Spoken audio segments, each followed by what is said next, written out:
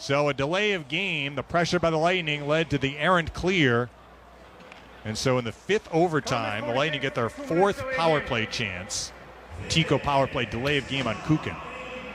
No doubt about that. The puck rolled a little bit on him, and he flipped it, and it went 6 inches over that glass. Time 8:03 of the 5th overtime. Here's a great chance. See if Point can win the faceoff against Boone Jenner. He does. Kucherov right circle. Right point Sergachev. Right circle it's Kucherov. Right corner Killorn. Right circle to Kucherov. High slot Sergachev out of his reach. And it comes out of the zone. Sergachev bumps it back for Brayden Point, or Johnson rather. Across the blue line it's Killorn, left point, left circle Johnson. Now to Point, left circle. Brayden Point rolls at left point Sergachev. Right point Nikita Kucherov. Kucherov at the right circle. Center point Sergachev. Holds, doesn't have a lane to shoot. Feeds it. Left circle Brayden Point. Back for Sergachev left point. Slow puck movement by the Lightning. Yeah, look at this. Off the feed. Another Point bad tried pass. to one-time it back to Kucherov and missed. It comes out of the zone. Kucherov a quick reversal trying to catch the Jackets in a change.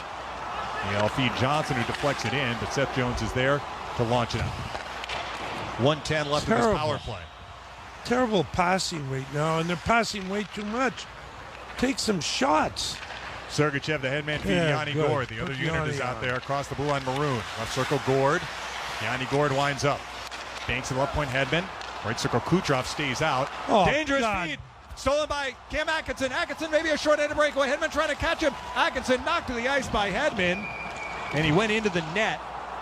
No penalty. That was an extremely dangerous pass. Atkinson read it. Good thing Hedman was on his horse.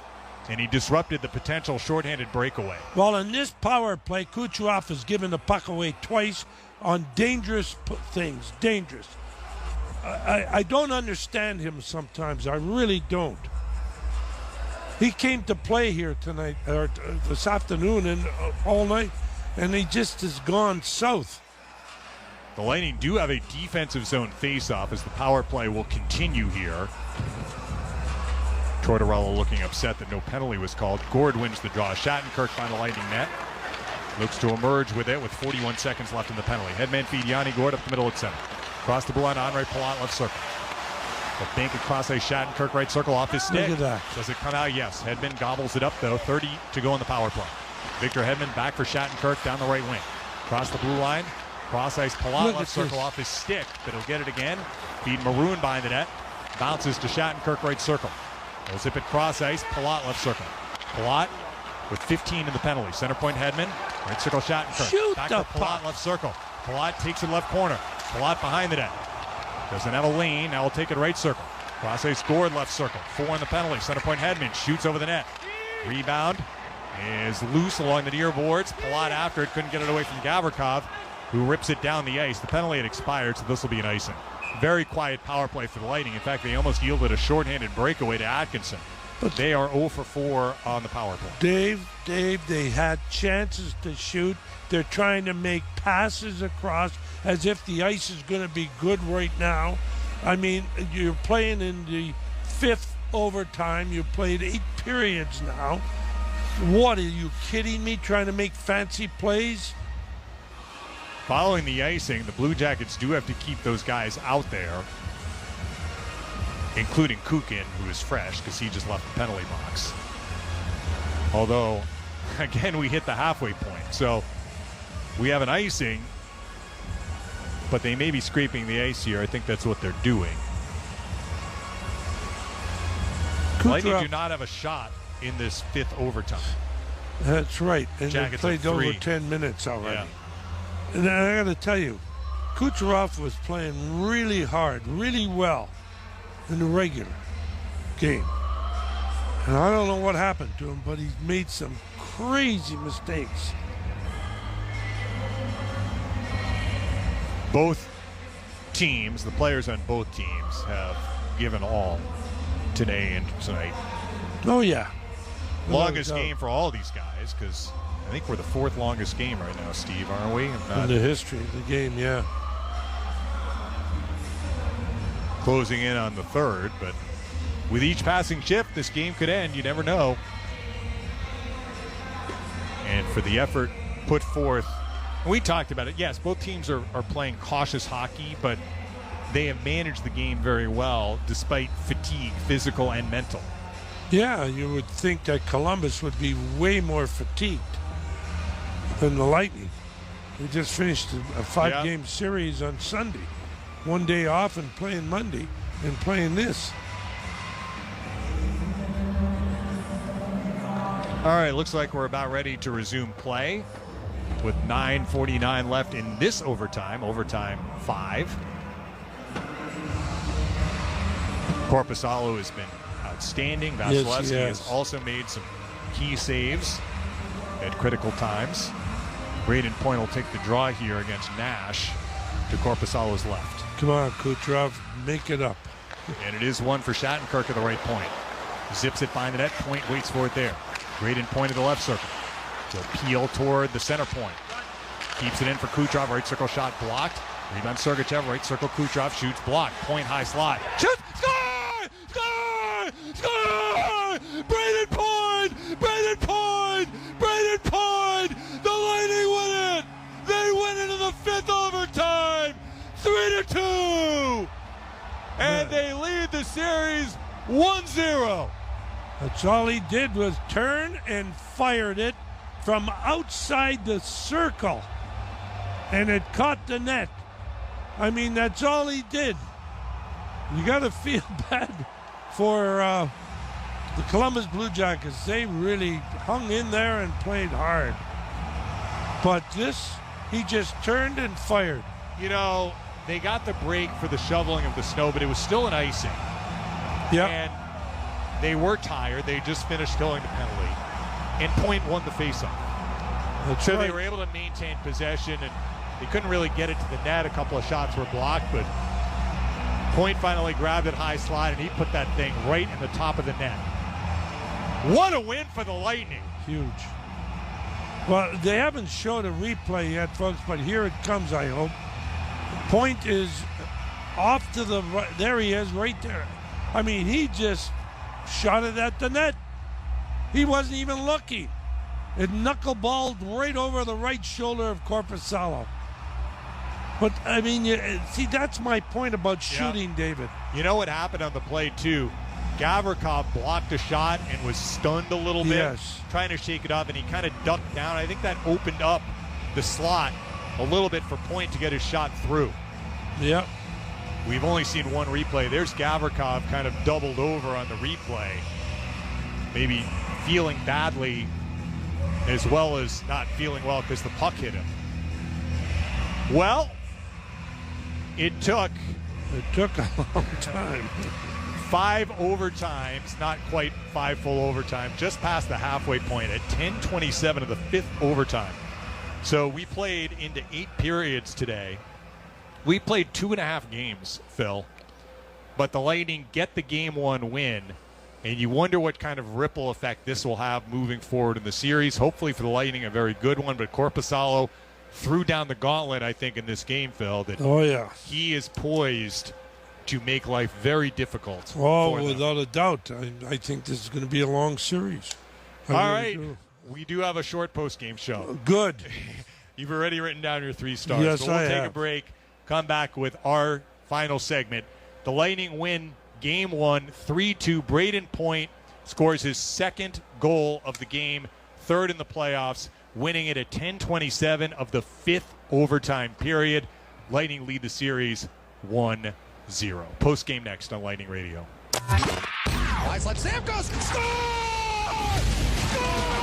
What a goal! It's a hat trick for Kylan Johnson! This presentation of Tampa Bay Lightning hockey has been brought to you by Spectrum. Get the fastest overall speeds on the most reliable mobile service coast to coast with Spectrum Mobile. Visit SpectrumMobile.com today. And by Marathon. When traveling to see the Tampa Bay Lightning, start with a fill-up at Marathon. And to make it a winning trip, go to mileshavemeaning.com. Marathon, fueling the American spirit. Shoot, score!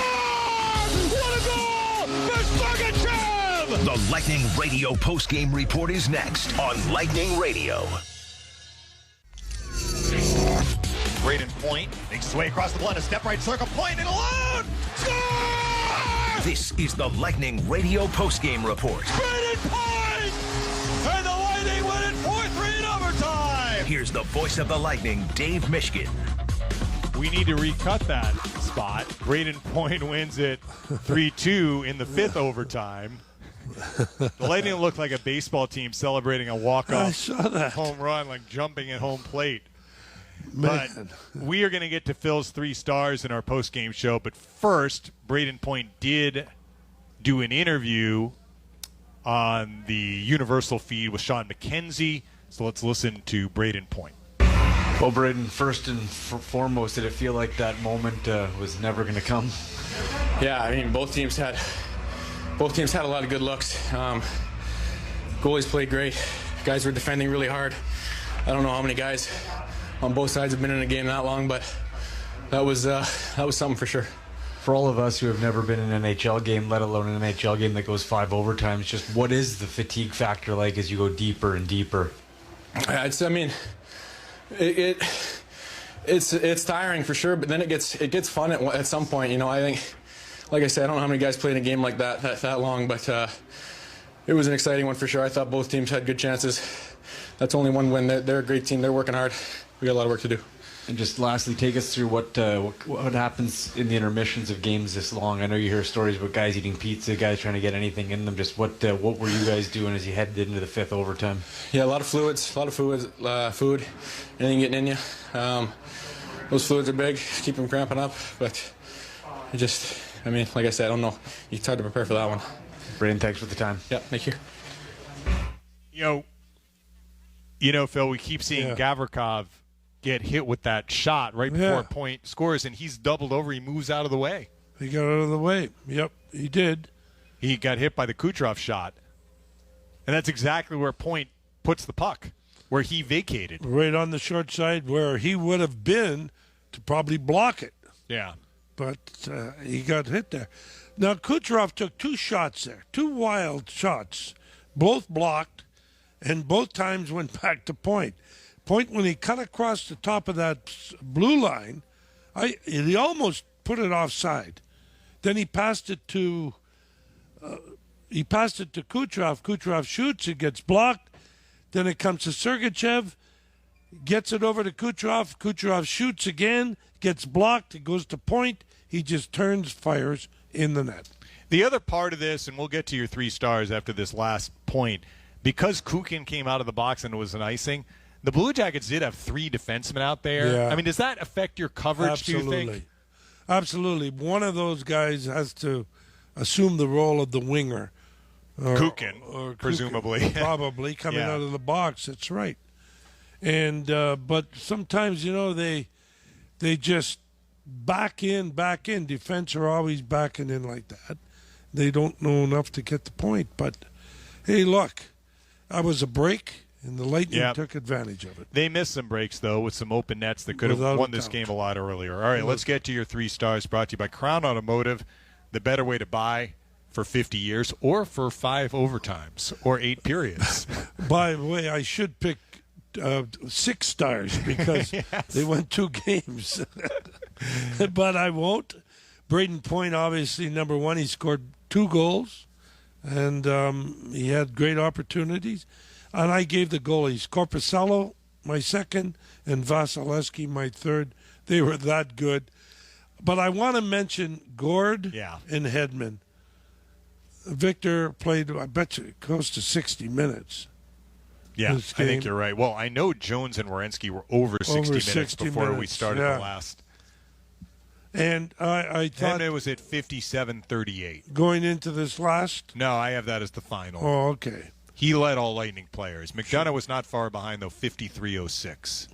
But I thought Gord was outstanding tonight, and Victor was very good defensively. And it was more than a game earlier, but let's not forget, the Lightning were trailing 2-1 going into the third, and it didn't even take them a minute to get the game tied, thanks to Yanni Gord. His tenacity in front of that net, he didn't want to stop. He takes a beating sometimes.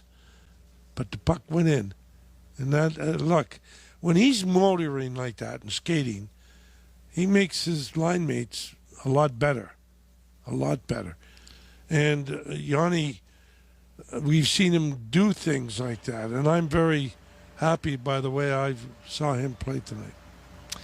Well, we're going to get – thank goodness this game started at 3, right, and not at 8. So I'll see you Thursday at 3. We will all sleep well tonight, certainly the players on both teams. I think you and I will sleep pretty well tonight. I'm looking forward to getting some dinner when I get home. Same I don't know about here. you. I am, yeah. Listen, Dave, I got up at 5:30 this morning, played golf, and I got home and I didn't have time to have a little nap, right? So you can take 2 tomorrow, right as long now, as you're here Thursday at 3.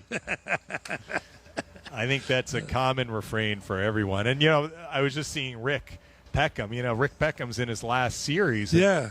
The teams gave him an extra game and a half to call. So that's good for right. Rick. Because after this series, it goes right to... It goes to national. That's my understanding anyway. Okay.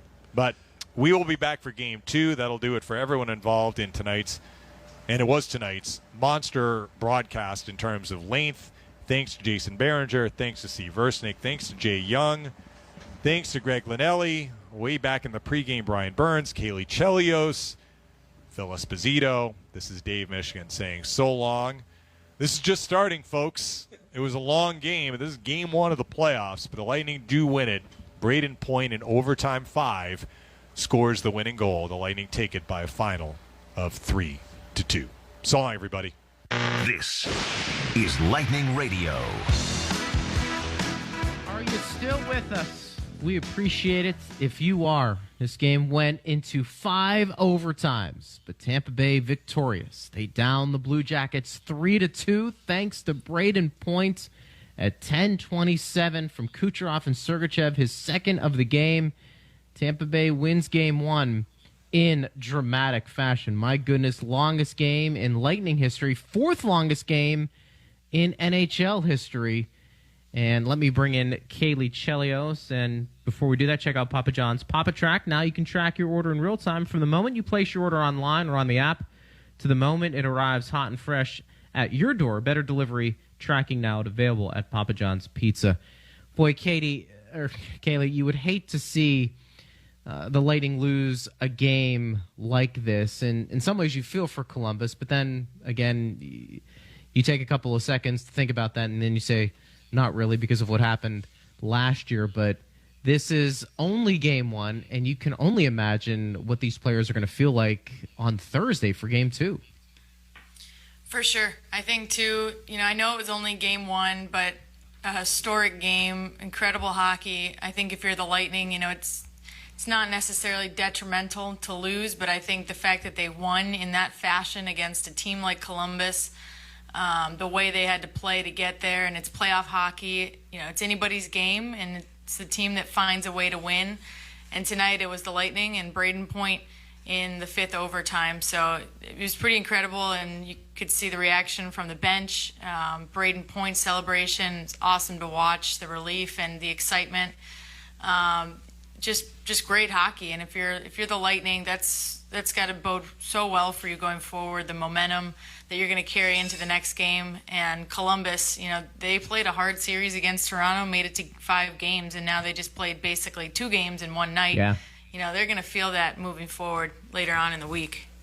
And it seemed like a simple play, Kaylee, late there in that 5th overtime. Brayden Point just decides to get the puck on net, and probably in that instance, that's the smart play. Yeah, you had kind of 3 Columbus players all on one side, backed in a little bit, but you could see one of the defensemen, I think, took the initial shot that he blocked and was down, so it kind of opened up a lane for Brayden Point, and he just threw it on net, and kind of seemed like it may have caught Korpisalo a little bit off guard, but great shot, and they were doing it all night. They finally get rewarded in a 5th overtime for putting pucks on net and trying to keep it simple and find a way to fight the fatigue. If you had to guess before we let you go, do we see a sloppy game on Thursday because of both teams and what they experienced tonight, or do we see a decent hockey game where the level of hockey is a lot better than we anticipated? I think we see a pretty decent hockey game, especially from the Lightning. They didn't have to play quite as hard of games in the round robin as Columbus had to play against Toronto just to get in. And so if we're going to see any tired legs, it really should be coming from Columbus. If anything, obviously both teams playing a game like this are going to feel it, but it's like I said, it might not be till later in the week or later in the series that you start to see the fatigue, the injuries start to pile up the way they do in a regular circumstance with playoffs. So I think we'll see a pretty good game, good pace and intensity level in game 2. It seems like it's going to be a great series, and I'm excited to watch. Well, Kaylee, I expect you to sleep all the way until our pregame hit on Thursday because it was a long one, and we appreciate you staying with us and giving us your analysis. We'll talk to you soon. Thanks, Greg. I appreciate it. Take care. All right, Kaylee Chelios joining us right there. Hey, Lightning fans, Bolts Gaming Season 2 is launched, featuring more gaming content than ever. Make sure to follow Bolts Gaming on Twitch to Bring the Thunder online. Visit twitch.tv/BoltsGamingOfficial for more information. We'll come back with some more analysis. Tampa Bay wins in the 5th overtime, 3-2, thanks to Brayden Point's second goal of the game. You're listening to right here on Lightning Radio. This is Lightning Radio. Sergachev, right circle, Kucherov shoots, block, Point high slot. Shoot! Score! Score! Score! Brayden Point! Brayden Point! Brayden Point! The Lightning win it! They win it in the 5th overtime! 3-2! Incredible. 5 overtimes. Dave Mishkin on the call. Speaking of Brayden Point, he scored 2 goals. He's also at the podium with Victor Hedman. Let's go to those interviews on Lightning Radio. From Sportsnet, I'm just wondering, have you ever had a challenge like that physically, mentally, and what allowed you guys to hang in and win it? No, I've never been in a game that went that long. I was saying earlier, I don't know how many guys on either side have ever been in a game that long. Definitely a battle, physical, mental. Glad we came out on top. Next question from the media center. Hey guys, Justin Cuthbert, Yahoo Sports. How would you describe the performance of the opposing netminder and also the demeanor and composure shown from your netminder when it was difficult for you guys to obviously get one by Korpisalo? Yeah, I think it was unreal performance by both teams overall, but especially the goalkeepers. You can't put yourself in their position. They got to be on focus all the time, and they don't get to sit on the bench for a couple of minutes. They got to stay sharp the whole time. So, very impressed with the way they played. But like I said, I was so happy that we got the winner there. Next one, Joe Smith, The Athletic. Victor, a lot of us who watched the game on Saturday didn't know if you'd be playing in the game today, much less 45 minutes or so. Just you take us through how you felt then and when you knew you'd be able to play, and just how you're able to play through this game, how you felt.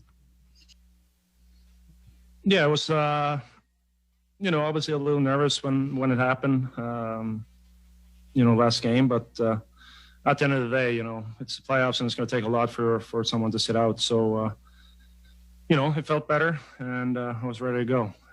Never in my mind did I think today was going to be, 8 periods, but it actually felt pretty good, and super excited and excited for the next one.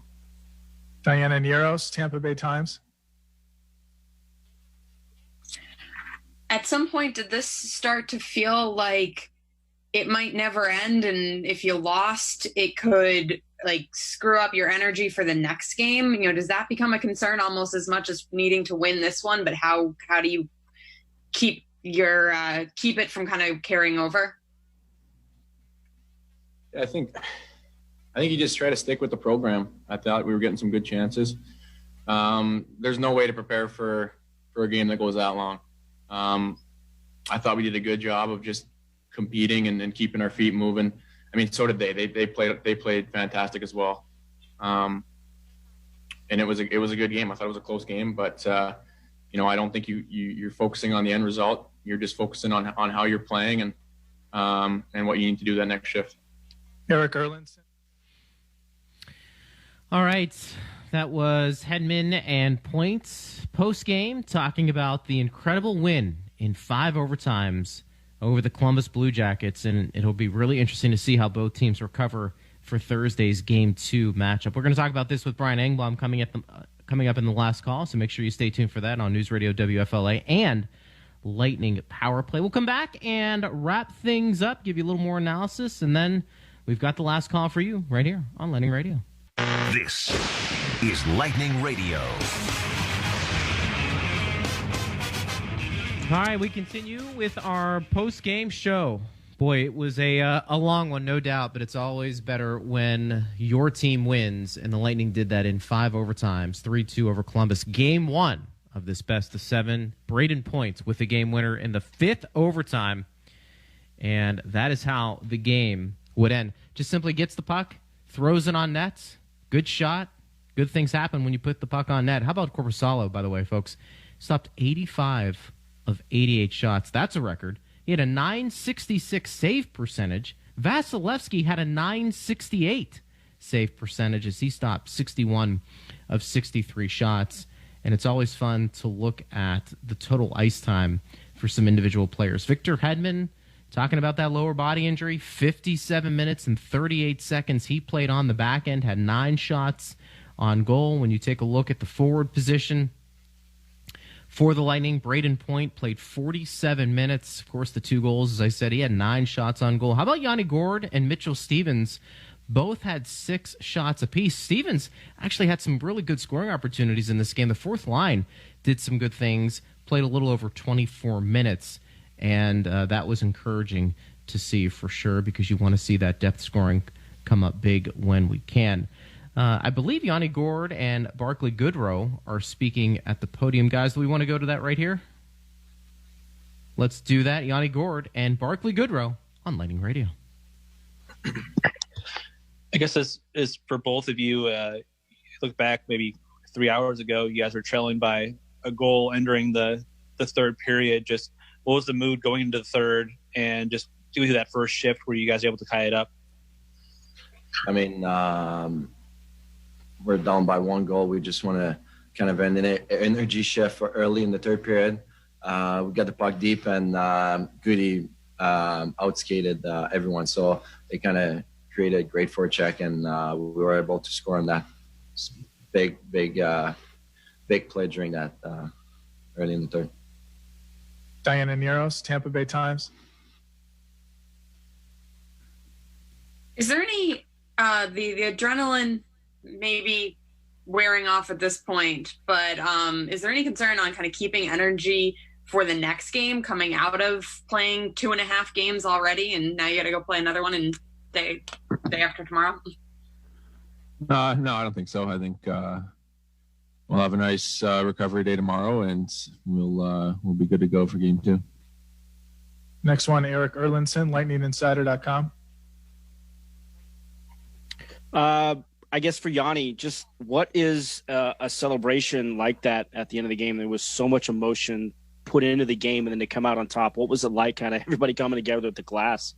It was very special. I mean, at that point, we're all exhausted. We're all hoping for a goal. And when we saw that shot go in, it was just tons of emotion, and I think it was really fun to be part of it.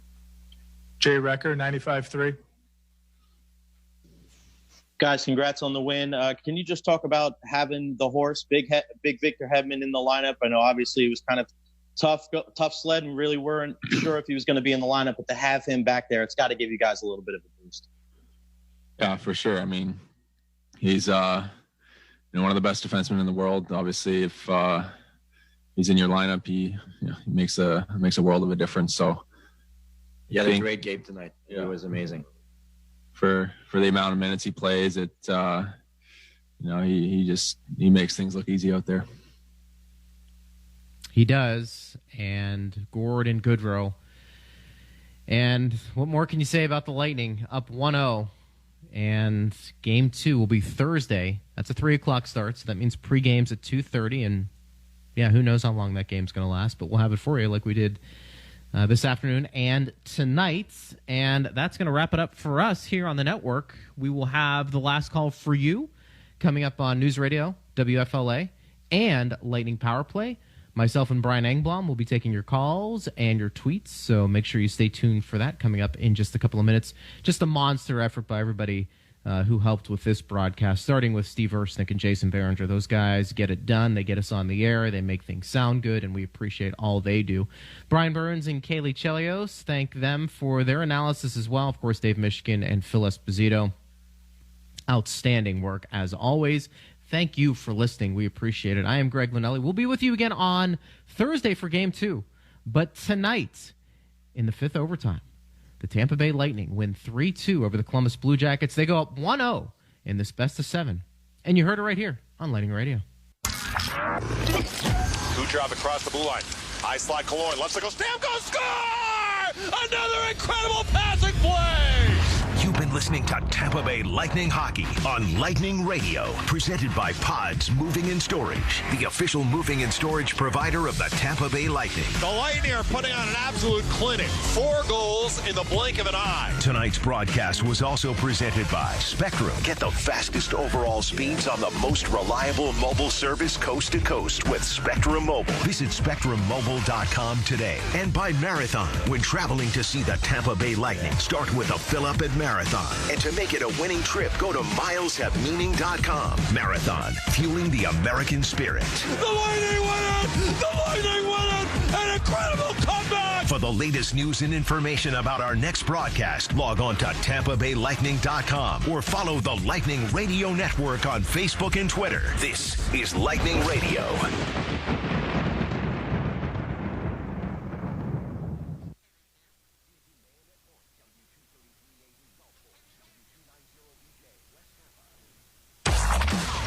Heard the action on the ice. There's a Gord! Score! Score! Score! Yanni Gord! The Lightning win it! Now it's time to talk about tonight's game. This is The Last Call, presented by Jack Daniels on News Radio WFLA. With a full breakdown of tonight's action and a look ahead to the next Lightning game, here's Greg Linnelli and Brian Engblom. What a game. What a game. And it's so much better when you win a game that goes into 5 overtimes. Tampa Bay victorious in Game 1 against Columbus 3-2. And we're going to talk about it for the next 20 or 30 minutes or so. Jon Cooper also will hear from as well. But let me bring in my co-host. It's great to be with him finally, Brian Engblom. And Brian, you've covered this game a long, long time. And I'm sure you haven't seen too many of these. No, I've never been close to this. It's ridiculous, the effort that all the players and the coaching staffs and the trainers and everybody connected to this game.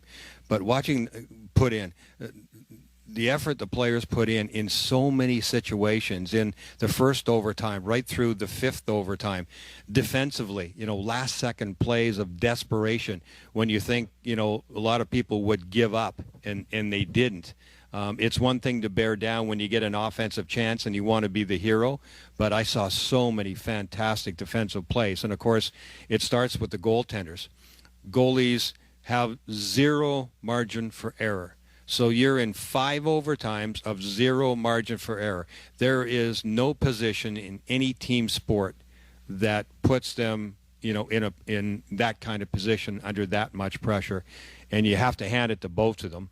Vasilevsky had, a phenomenal game, 63 shots he faced. He wins this game. Some of his toughest were early in the game, where I thought the Lightning were kind of scrappy. They gave up some chances early on. The first 10 or 12 minutes, I thought they looked a little tentative. And then when the power play goal was scored by Columbus early on, that got Columbus kind of smoothed out, right? Their engine started running, and the Lightning were still pretty chopped up and sort of playing their way into it. So they gave up some more chances, and Vasilevsky did a heck of a job early on. And then what can you say about Korpisalo? The Lightning were just throwing buckets full of pucks at him, is I stopped counting at 142 shots towards the net, and it ended up north of that. I haven't seen the final score sheet, but just ridiculous numbers. And to make the number of big saves that Korpisalo did with no margin for error, just nothing short of astonishing. Well, Brian, I'll ask you right out of the gate, and I guess, look, the correct answer would be, we just don't know. We'll wait to see what happens on Thursday. But, I mean, what type of hockey are we going to expect to see on Thursday? And you would think the Lightning would have the advantage, but then again, Columbus has faced some adversity already in these playoffs, giving up the late goals like they did against Toronto, understanding this is a whole different animal and a whole different type of team they're taking on. But, I mean, is this a huge letdown for Columbus moving forward? And what type of hockey, maybe more importantly, do you think we're going to see from here?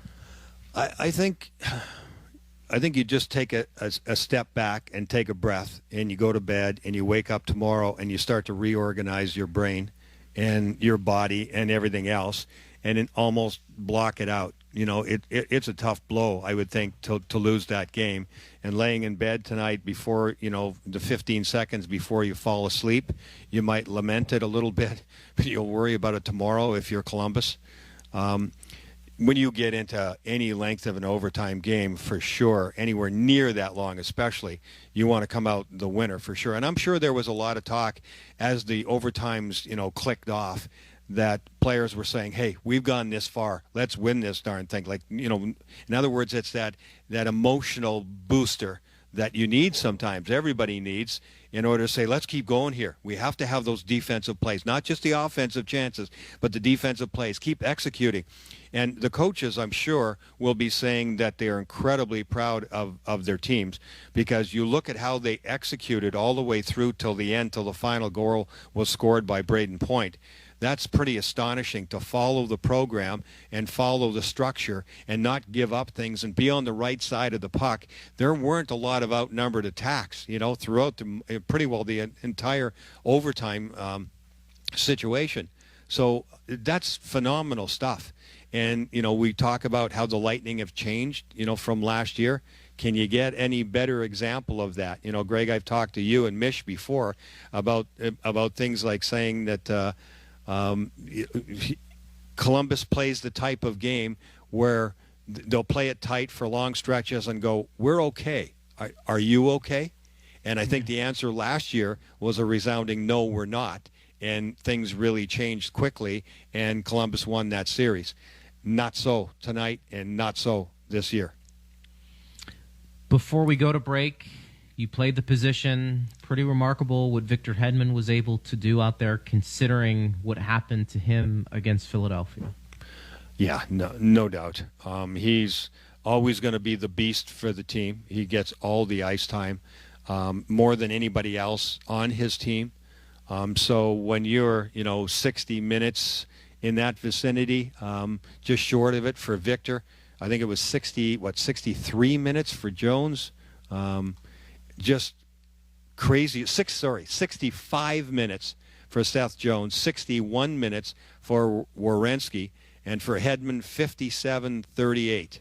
That is phenomenal stuff. I don't even know what my body would feel like after that. So I think they'll just go through it tomorrow and the next day. And, 2 days from now, they're right back at it at 3 o'clock again. And I'm sure it's going to seem like one continuous game when they drop the puck for that one. Yeah, it's a good point. And we'll talk more about what these guys were doing in between periods to stay hydrated and make sure that energy level was pretty high. At Bolts Radio, if you want to hit us up on Twitter, if you're still up with us, let's get your thoughts on the game. He is Brian Engblom. I am Greg Linnelli. Back after this on News Radio WFLA and Lightning Power Play. This is Lightning Radio. We'll be hearing from Jon Cooper coming up in just a little bit. Brian Engblom, Greg Linnelli with you, and recapping Tampa Bay's emotional 3-2 win over Columbus. 5 overtimes, longest in franchise history, 4th longest game in NHL history. And Brian, it seemed pretty simple. It's obviously harder to do considering the fatigue these guys are feeling, but Brayden Point just said, I'm going to throw the puck on net, and good things happen when you typically do. Yeah, we kept kind of guessing, what kind of goal was going to end it. Was it going to be a double deflection, or was it going to be a flat-out breakaway? I mean, what was it going to be? The shot by Kucherov obviously was key because it hit Gavrikov up high on the back of the shoulder, I think it was. He turned to block it, and it crippled him. So he turned around and was slouched over. And unfortunately for him, and fortunately for Brayden Point, the rebound off his back went right to Brayden Point. And he was in the deep slot. I watched the replay in slow motion, and the puck flipped up on its edge. So he was able to lay it right on the blade of his stick, and he just whipped it. It was almost like a highlight shot or a lacrosse shot, and he just whipped his arms. So it wasn't, a typical hockey shot, but he got it and released it so quickly that Korpisalo couldn't react to it. It just literally flew right over his right shoulder, right up under the crossbar. What a shot. And to stay in it and realize that players realize, subtleties that we see, they become instinctive situations for them. So when Gavrikov gets hurt, I'm sure that Brayden was well aware of that. So you want to make a play as quickly as possible to try and jump all over that. It created an opportunity. Brayden took it, and he ended the game. It was quite a play. It was incredible. I also felt like Mitchell Stevens, Yanni Gourde, Blake Coleman had opportunities, Pat Maroon, that they were creating offense throughout the night. It didn't necessarily result in goals, although Gourde did get one. But what did you make of the bottom six for Tampa Bay in this game, Brian? Outstanding. I think that the Gourde line starting the game again, which Jon Cooper's been doing that for a couple of games now. That really shows the confidence level that he has in them and what he thinks about what they can do for the team. And they did it again. I think it was the Boston game in the round robin where they just started the game and spent the entire first shift in the Boston zone just all over them. And so he wanted to see more of that. So it's smart. They all have the ability to do that. Great forecheckers, experienced, etc. I thought that line was terrific. I thought overall still they were the best line in the game. And not just because they did score the goal. But the way the goal was scored is sort of typical of that line too. Because if it wasn't for Goodrow and his hustle, it would have been an icing call and would have come back all the way into the Lightning zone and been a nothing play.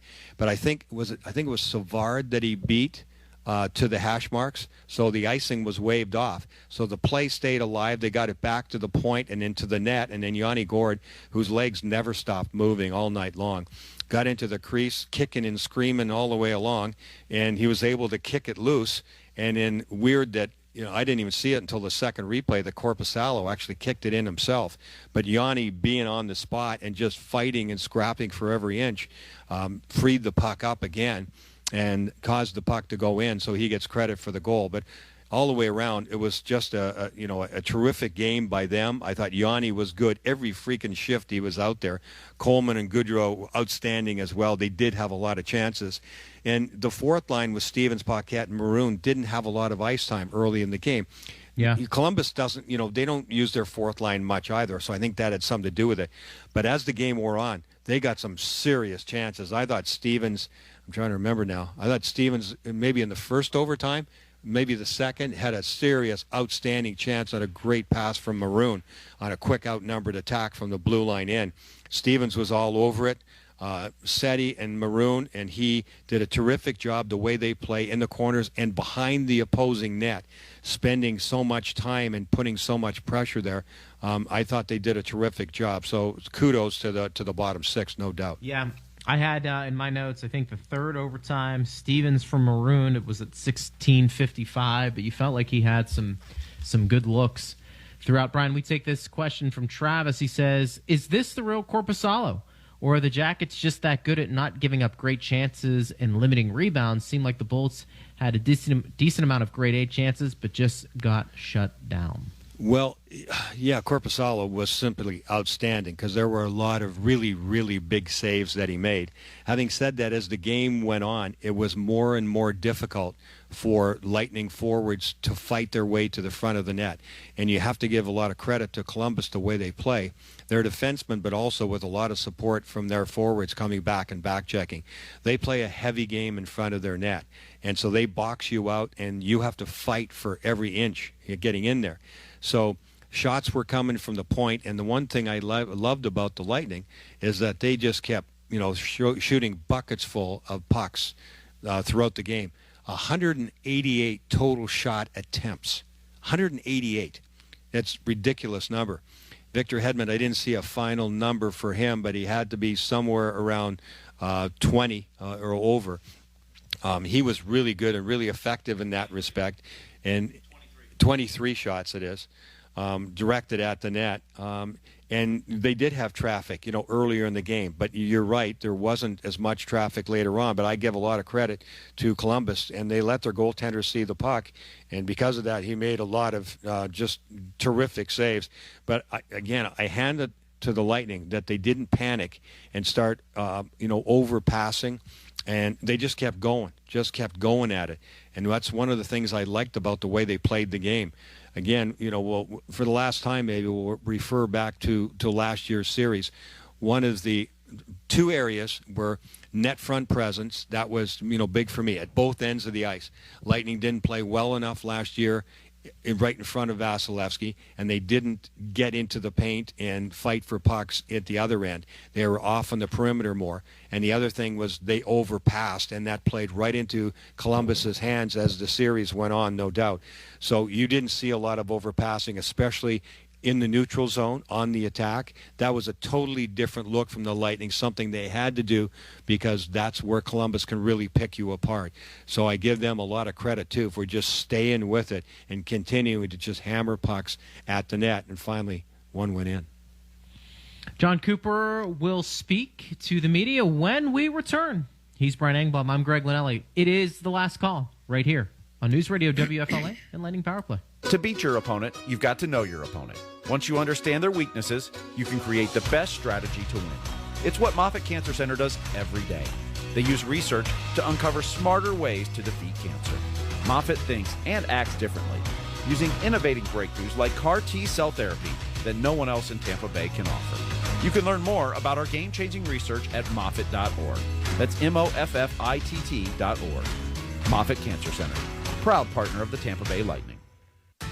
Hey, it's Seth Kushner from the Block Party Podcast. We have had a ton of awesome guests on this year, from Paul Kennedy to Phil Esposito to Rick Peckham to Victor Hedman to Pat Maroon to Brayden Coburn to everybody you can imagine except Stamkos we've had on the podcast this year. Make sure you check it out wherever you get your podcasts, Google Play, Apple, YouTube, Spotify. Trust me, it's everywhere. The Block Party with Seth Kushner. Get it now. One meal everyone in your family can get on board with? It's Culver's. You may know us for our famous butter burgers, cooked to order for that great signature steak taste, but we're also known for our whole white meat chicken tenders and juicy chicken sandwiches, and our melty Wisconsin cheese curds, and our hand-battered North Atlantic cod. At Culver's, we believe more menu options mean more ways to brighten your day. Welcome to Delicious.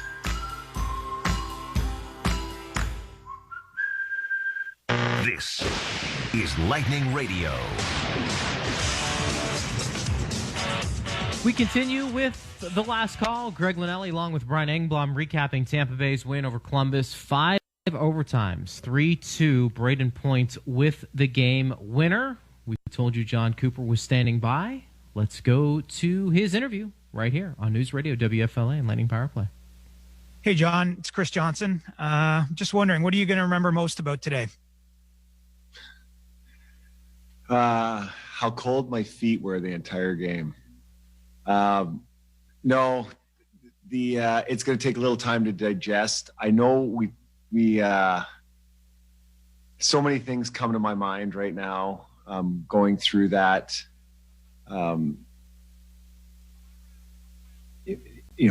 culminated in Pointer's goal, but I look at so many things I'll remember. I'll remember that puck going crazy off the end wall and Vasilevsky getting over to stop that. I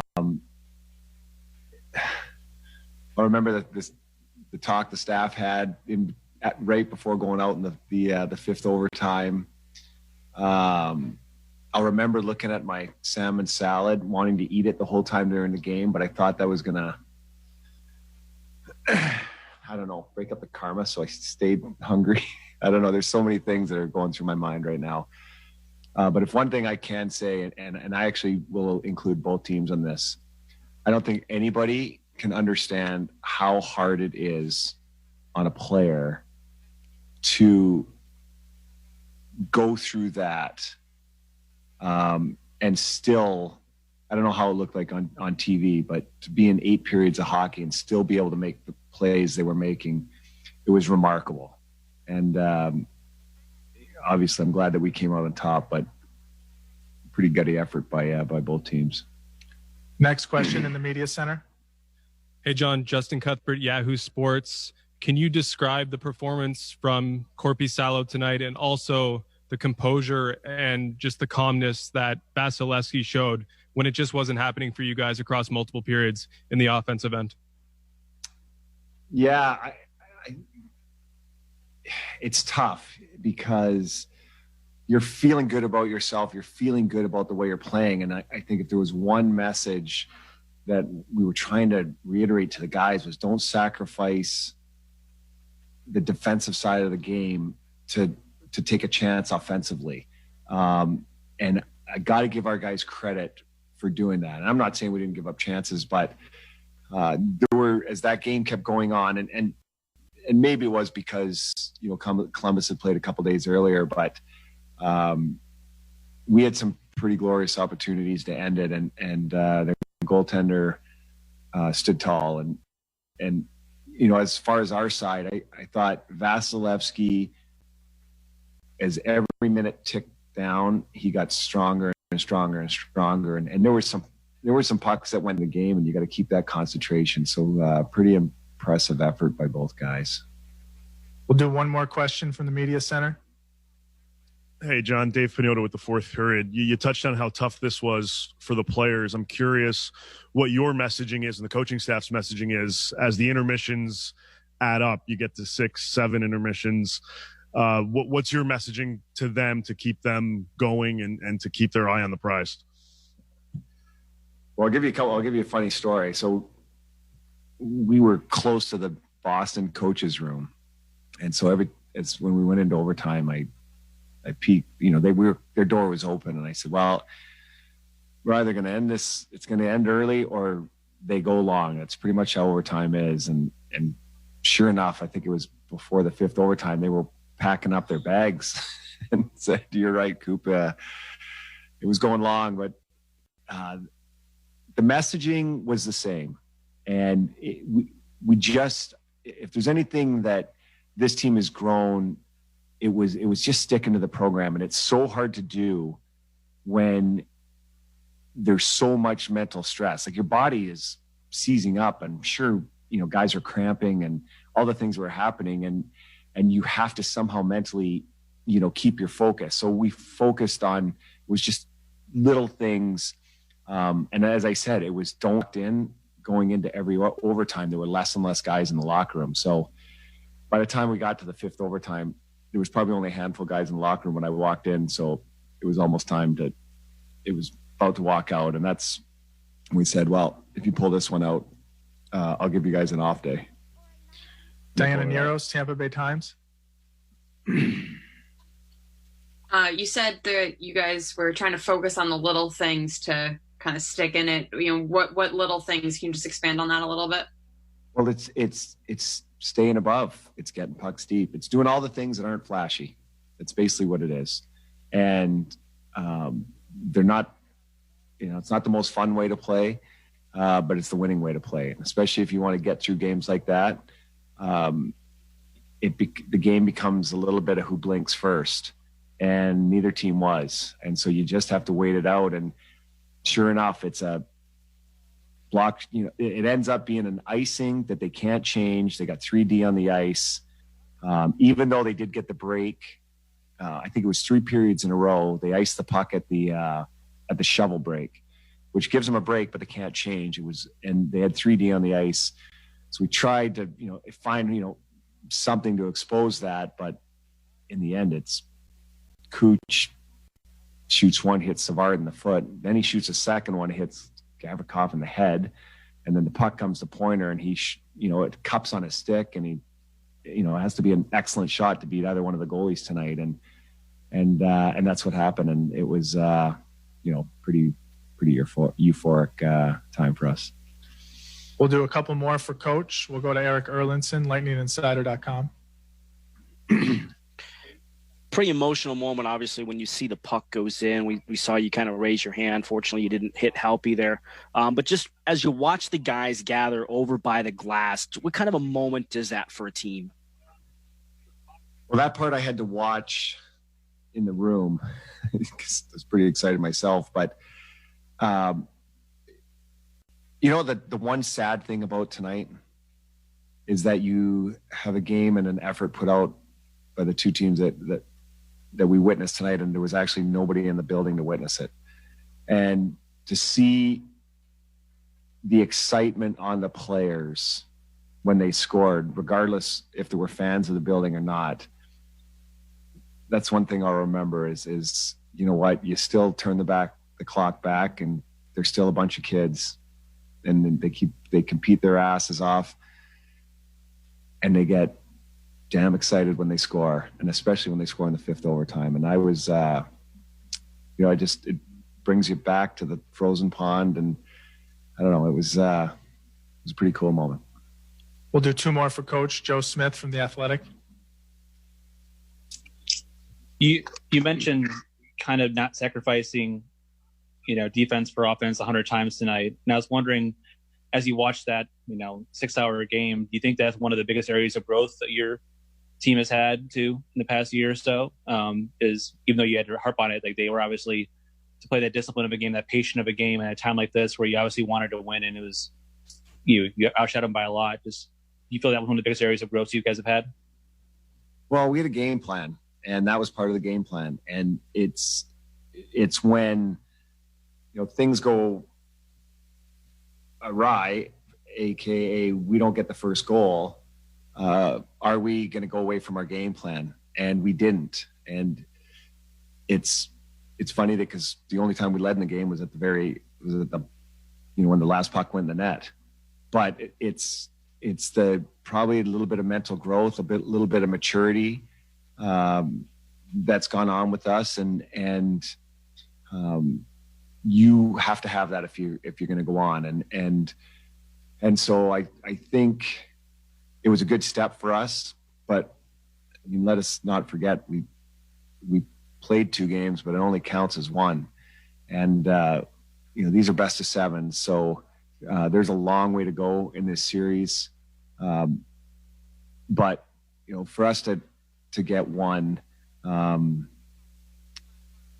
just the way we did it, it'll give us confidence moving forward that you're being rewarded for all the work and the discipline and the mental fortitude going forward. Last one, Jay Recker, 95.3.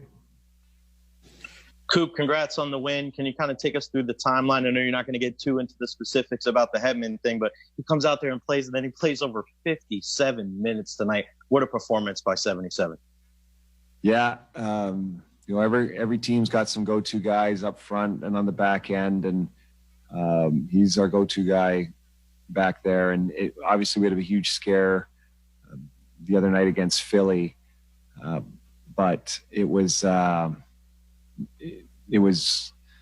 more a scare. I mean, it looked ugly on video when we saw it, but he found a way to get back in there and compete. And we were checking on him all the time to see if it was okay. And he just kept saying, "Keep putting me out there," and we did. And it's crazy. He almost played a full game in 2. It's crazy. It was crazy, and that was Jon Cooper after the game just moments ago. Some closing thoughts. Brian, what'd you make of what Coop said? And I guess you give your team completely off tomorrow, get them hydrated, and then see what happens on Thursday. Yeah, you could hear the euphoria in his voice, and that's great. It's big for the coaches, too. He brought up a great point about how hard and how boisterous the celebration was at the end when Point scored the goal. I mean, he started jumping for joy. Anytime you score an overtime goal, in the Stanley Cup playoffs, it's big. But that one, it obviously had a different taste to it than nearly every one that's ever been scored. And they just were jumping up and down as a group. Was terrific. He obviously is very proud of his guys. Yeah, they'll get a well-deserved day off, I'm sure, to sleep in tomorrow and just get rehydrated. And you know what? It shows the conditioning and the preparation all the way around too, because you have to take in food, in order to play that many periods. And back in the day, they'd order pizza or whatever. I'm guessing they already had food, because a lot of times the players are fed right at the rink before they even leave. I know on the road, we'll do that before we go to the plane. The players will eat before we go on to the next destination. So they must have had food there already, I'm guessing. Now, I don't know for sure, but the way it worked out, especially under the conditions, I'm sure there was already food there. So they probably started eating after the first overtime, I'm sure, because you have to really seriously worry about cramping. And it's the toughest on the goalies because they're wearing so much equipment. I don't even know how much weight that Vasilevsky and Korpisalo must have lost in that game. And some goaltenders, in past history have had really, really bad problems and not been able to finish games because, they are failing so badly physically. So it shows you the tremendous conditioning and the mental capabilities. We had some couple of shots on television of Vasilevsky coming out of break where he was on his knees like he always is. And you know what? Those guys are standing there kind of crouched over for an incredible amount of time. They're not sitting on the bench. Just doing that alone for that long is unbelievable. But he was doing his eye exercises. You could see him so that he could track the puck and follow the puck. So things like that to keep yourself in the game mentally for both those goaltenders is just something off the chart that I'll never know what it's like. Well, we'll get rested, and we'll get ready for the broadcast on Thursday. We'll do the last call afterwards. Hopefully it's not as long, Brian, and hopefully it's another win. Yeah, I had 2 pieces of toast this morning before I left, and I haven't eaten. I'm ready to eat. You're starving. Something. Yeah. Yeah, you're starving. You're going to get cranky. You got to get something to eat. I already am, buddy. Cut it out. I know. Thank you, man. Appreciate it, Brian. Okay, thanks. As always, Brian Engblom joining us right there. We'll be with you again on Thursday for another edition of The Last Call. Thanks again to Jason Behringer and Steve Versnick. Tampa Bay wins in 5 overtimes, 3-2 in Game 1 over Columbus. And you heard it right here on News Radio WFLA and Lightning Power Play.